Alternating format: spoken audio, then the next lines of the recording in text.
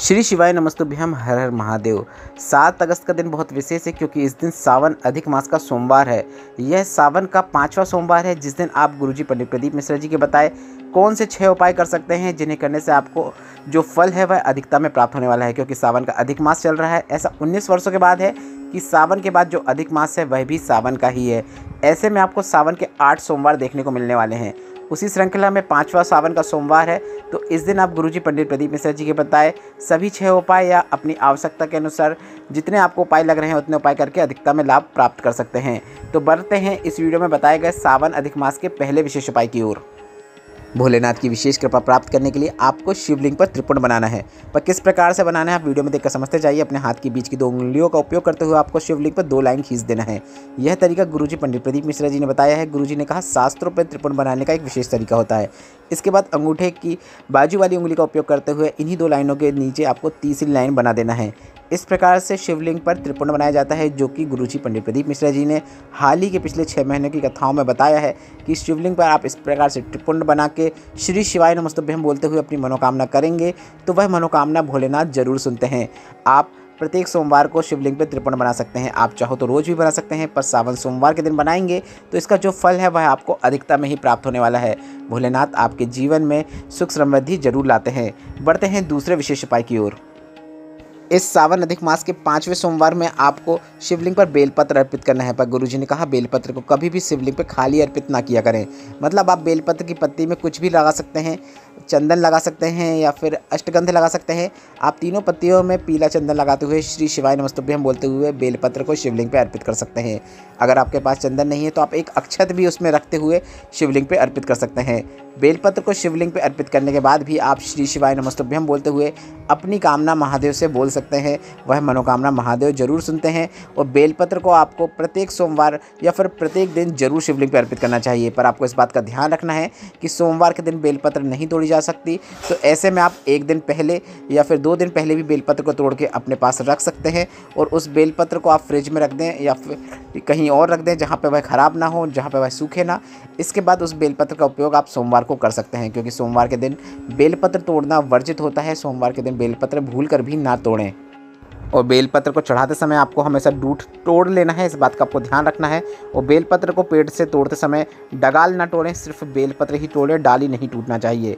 बढ़ते हैं इस 5वें सोमवार के दिन किए जाने वाले अगले विशेष उपाय की ओर।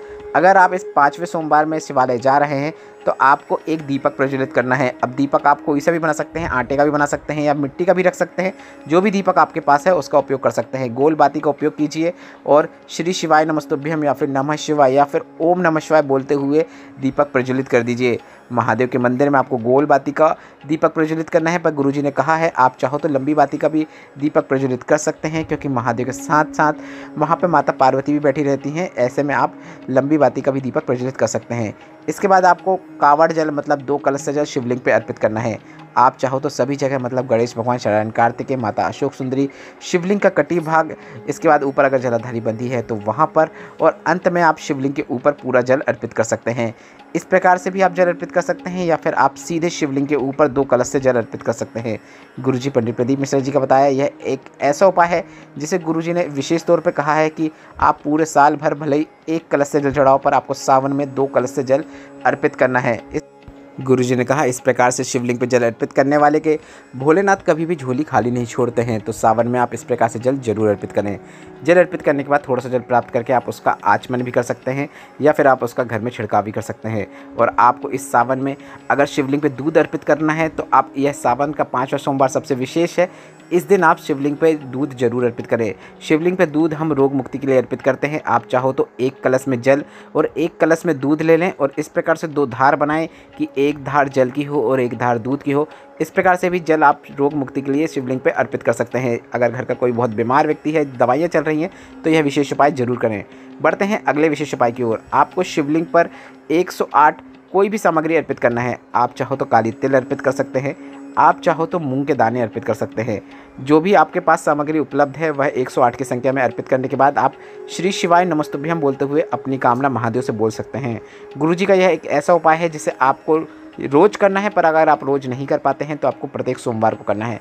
प्रत्येक सोमवार को भी नहीं कर पाते हैं तो आपको प्रत्येक प्रदोष में करना है, और अगर प्रत्येक प्रदोष में भी नहीं कर पाते हैं तो सावन के जो शिवरात्रि आने वाली है उस दिन आपको यह उपाय विशेष तौर पर करना ही है, क्योंकि यह सावन का सबसे अच्छा मनोकामना पूर्ति उपाय है, जिसमें 108 की संख्या में आपको शिवलिंग पर सामग्री अर्पित करना होता है। आप 108 चावल के दाने भी अर्पित कर सकते हैं। आप 108 चावल के दाने घर से ही गिन लें और शिवालय में जाकर उसे अपने हाथ में लें और श्री शिवाय नमस्तुभ्यम बोलते हुए एक साथ शिवलिंग के ऊपर अर्पित कर दें। अलग अलग भी कर सकते हैं, पर वैसे में बहुत टाइम लगेगा, पर आप एक साथ भी अर्पित कर रहे हैं तो कोई दिक्कत की बात नहीं है। आप श्री शिवाय नमस्तुभ्यम बोलते हुए शिवलिंग पर अर्पित करें। इसके बाद आप अपनी कामना महादेव से बोल दें, और कामना बोलने के बाद एक बार और श्री शिवाय नमस्तुभ्यम बोल दें।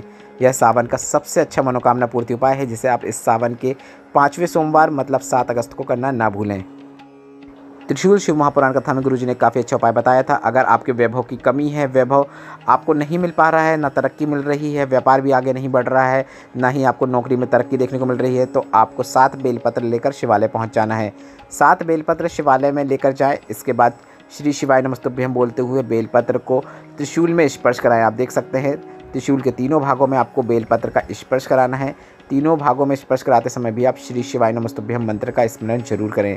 बेलपत्र को त्रिशूल में तीनों भागों में स्पर्श कराते समय श्री शिवाय नमस्तुभ्यम या फिर नमः शिवाय या फिर ओम नमः शिवाय मंत्र का आप स्मरण कर सकते हैं।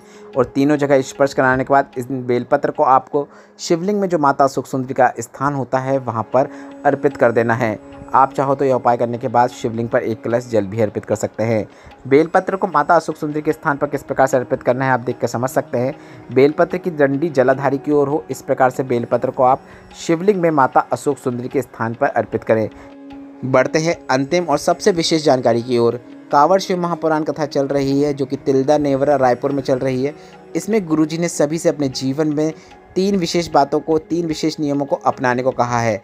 अब वे 3 नियम आपको शॉर्ट में समझाने का प्रयास कर रहे हैं। पहला नियम तो गुरुजी ने कहा है आपको अपने जीवन में एक बार पशुपतिनाथ व्रत जरूर करना चाहिए।